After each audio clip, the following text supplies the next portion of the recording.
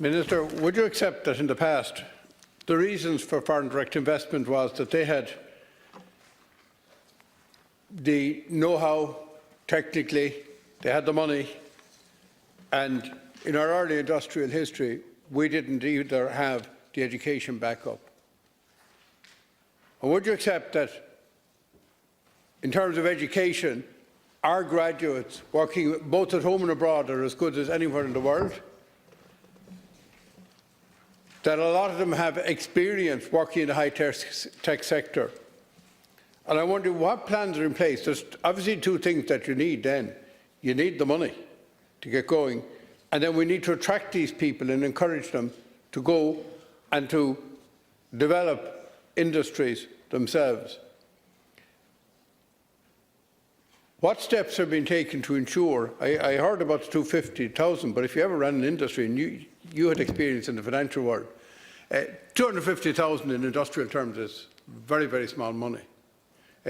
What steps are being taken to ensure that there will be adequate real finance available to start-ups, to take them from the incubation stages, for example, in the universities, or people who have already worked in the high-tech sector, and make them into viable industries? Because I feel that 250,000 is a very small sum of money to be investing to try and get to that stage. Thank you.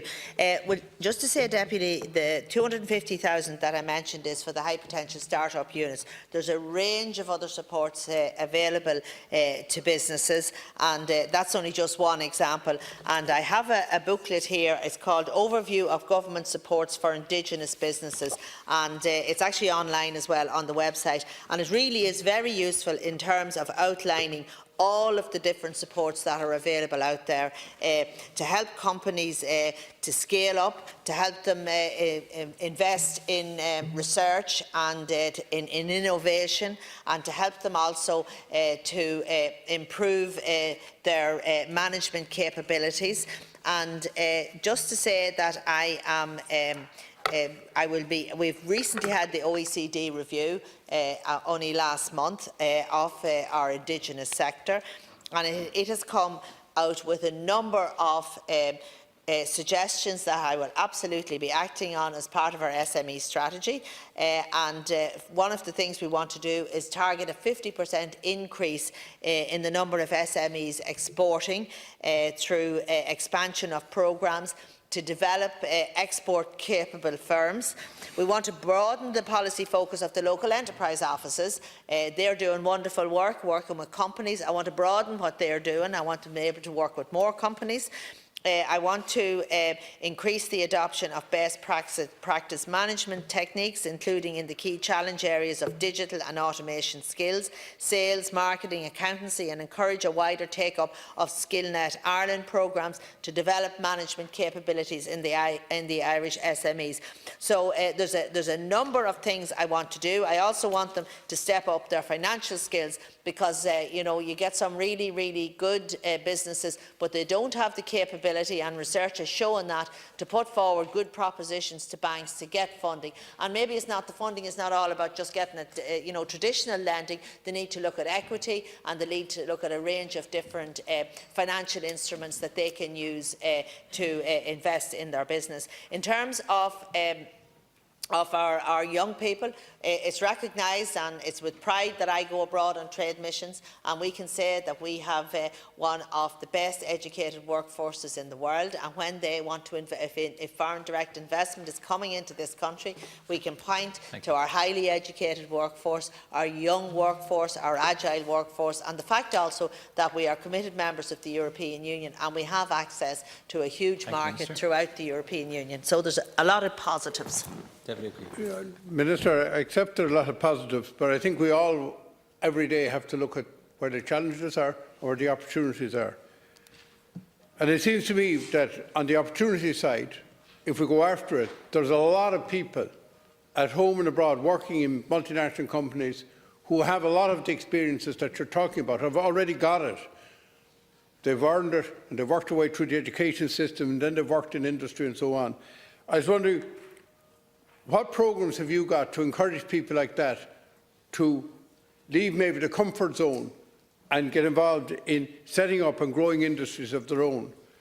And the second part of the question relates to incubation companies that come out of the universities, because when you look at what happened in various places in the world where you got a lot of industry in modern times, it came out of the education establishment. I again ask you, how are you going to ensure that people have access to the risk funds that are involved in trying to take incubation onto the market? Now, we saw some very good successes with the Western Development Commission in taking the punt and having more winners than losers.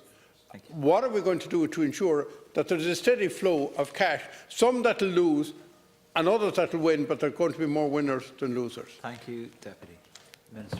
Yeah. Well, just to say that we have some really good Irish companies, and what we're doing with a lot of SMEs is that we're getting them to work more collaboratively with the FDIs so that they can leverage off some of the talent and the skills and the experience, so that when they work together there's better results. And under the Disruptive Technologies Innovation Fund, which I'll be announcing another tranche of shortly, as part of the conditions, there must be an SME in that, and that's about looking at disruptive technology, really, in terms of what's coming down the road in the future. So it's about collaboration between the universities, it's between the FDIs, and it's also with our indigenous companies. We have a lot of innovation hubs that are part of the universities, and of course Enterprise Ireland is one of the biggest investors in the world in terms of venture capital. They are one of the biggest investors.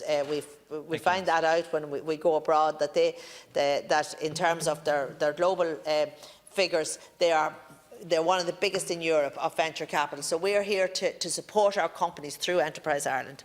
Thank you, Minister. We now move to 47, also in the name of Deputy Ó Cuív. Minister, do you accept that there are huge changes taking place worldwide in relation to those attractions that Ireland had, particularly, for example, on the taxation front? And could you tell me what discussions are taking place at a high level to reposition Irish foreign direct investment to meet the new challenges that are definitely coming down the road, so that again, in 8 or 9 years' time, we won't be living on the past, that we'll actually be building a totally different new future? Because every 20 years you need to reposition yourself in this market. Thank you. Deputy Minister, please. Thank you, and thank you, Deputy, for raising this issue also. There's no doubt that the international tax landscape has seen much change in recent years. There's been real progress in global actions aimed at addressing international concerns around the taxation of multinational companies. There have been significant changes in how companies are taxed internationally and how the taxation regimes of countries interact with each other. My colleague, the Minister for Finance, has ably steered a course for Ireland through this ongoing transition by providing transparency, stability and certainty to the greatest extent possible. These are the features of a tax code that businesses truly value. The publication of Ireland's Corporation Tax Roadmap in September 2018, outlining the steps taken to date and the timelines and the options for future changes, demonstrated this commitment to transparency and certainty.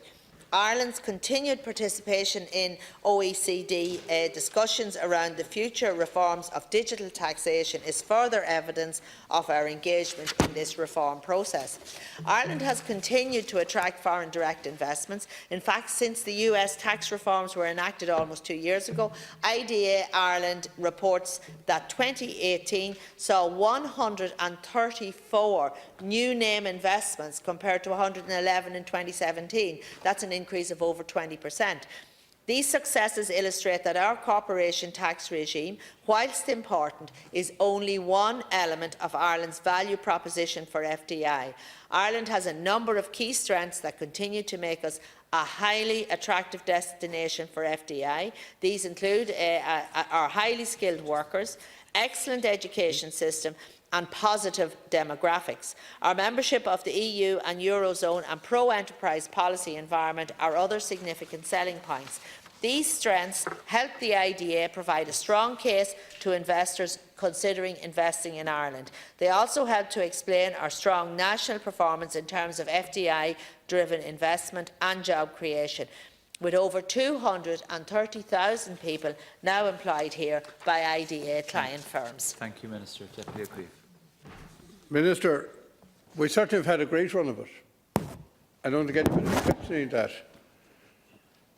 But it was towards the end of your reply you touched on changes taking place over which we have no control, particularly in the United States of America. Do you agree with me that the lead-in time for an industry setting up here from the first contact that will be made by the IDA could be anything up to 8 years? And therefore what we're getting at the moment is decisions made on situations that were initially 6 to 8 years ago. And I don't expect all the multinationals who have invested here to move away. The problem is the pipeline in 6 to 8 years' time.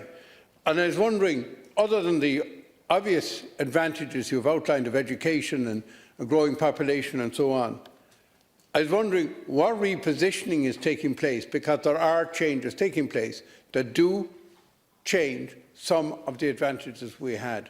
And we can't deny it, but we always claimed in the past that the tax was part of the package, and I have no doubt it was. Thank you, Deputy Ó Cuív. Minister, please.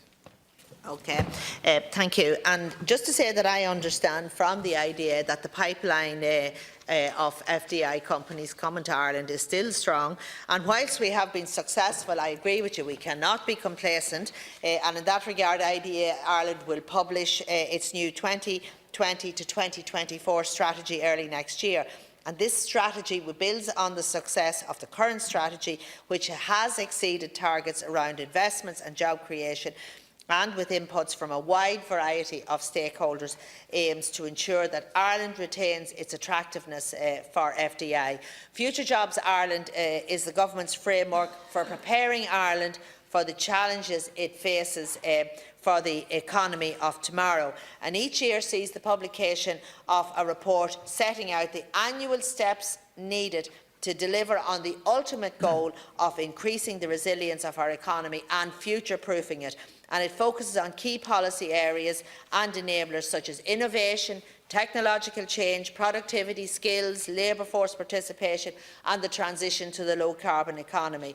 This will lead to the creation of productive, sustainable jobs by ensuring that we have skilled people working in quality jobs in sustainable sectors. Thank you, Minister. But Minister, I think you haven't really addressed the purpose of the question. And the purpose of this question is to look at events taking place outside of the island and say, how are we responding? Now, we know already we're good in the education stakes. We're good in the demographic states. We're in the European free market. So we have those advantages, and please God, we'll also have access to the British market and retain that, which is very important. It's a big market.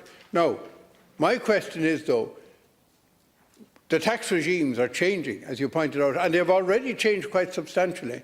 And let's think beyond 2024, 24 to 30.